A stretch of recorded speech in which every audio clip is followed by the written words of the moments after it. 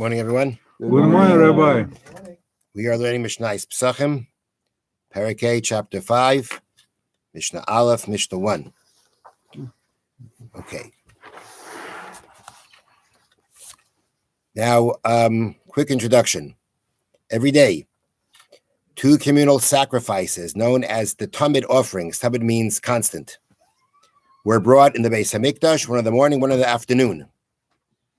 Many other offerings were brought throughout the day, and as a rule, they all had to be brought between the two Tamid offerings. No offering could be brought before the morning Tamid, and no offering could be brought after the afternoon Tamid. That's a general rule. No karbanis after the Tamid Shal Ben Arabayim until the afternoon carbon Tamid. An exception to this was the carbon Pesach, the Paschal sacrifice, which was brought on Erev Pesach after the afternoon Tamid was brought. Okay, that's important to bear in mind to understand what our Mishnah is about to teach us. So back to the Mishnah. Tamid nishchat b'shmeina umechza v'karei b'teisha umechza. A carbon Tamid, the afternoon daily sacrifice, was slaughtered at 8.5 hours into the day and offered at 9.5 hours into the day. Now, when we talk about hours in the Mishnah, we using those are sha'is manias, seasonal hours. The day is divided into 12 parts, and depending on if it's a longer day, the parts will be longer. If it's a shorter day, the parts will be shorter. The carbon Tamid, according to the letter of the law, can be offered starting from 6.5 hours into the day, half hour after chatzos. That is the earliest time that you can slaughter the carbon, afternoon carbon Tamid.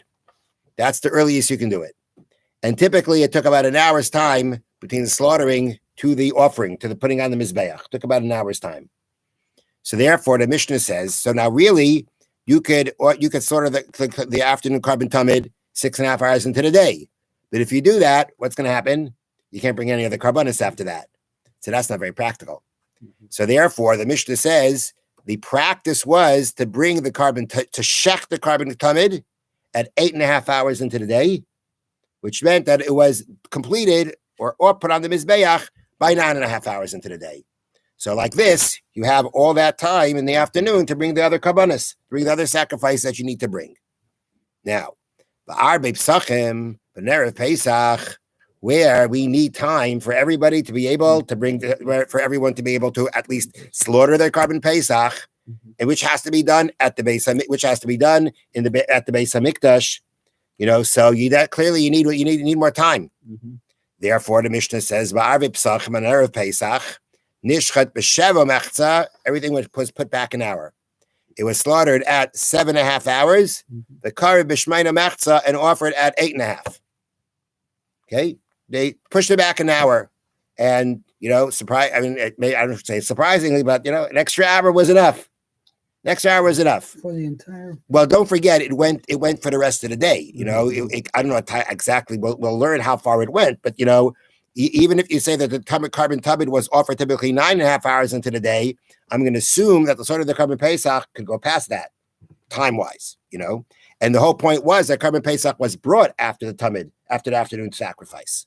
So there was nothing else to do but that, but then they had extra time to be able to do it. Now, Bein B'chol, Bein B'Shabbos. This idea that the carbon Tamid is slaughtered at 8.5 hours at 8.5 hours into the day was whether it was during the week, whether we're talking about during the week that the carbon Tamid was brought, or on Shabbos, because on Shabbos, right, even though a personal sacrifice can't be brought on Shabbos, but a communal sacrifice is. So the carbon Tamid, as its name tells us, it was constant, was brought both during the week and on Shabbos.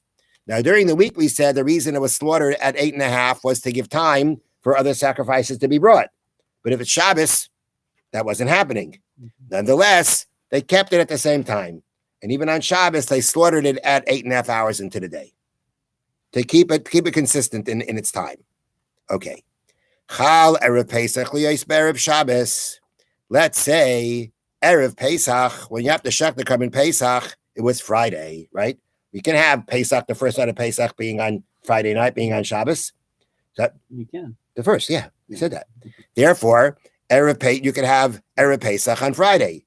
Now, the issue on Erev Pesach Friday is that, typically you on Erev Pesach, you slaughter your carbon Pesach, then you bring it home and you roast it. But on Shabbos, you can't roast it, which means when Erev Pesach is Erev Shabbos, not only you need enough time to slaughter it, you need enough time to roast it.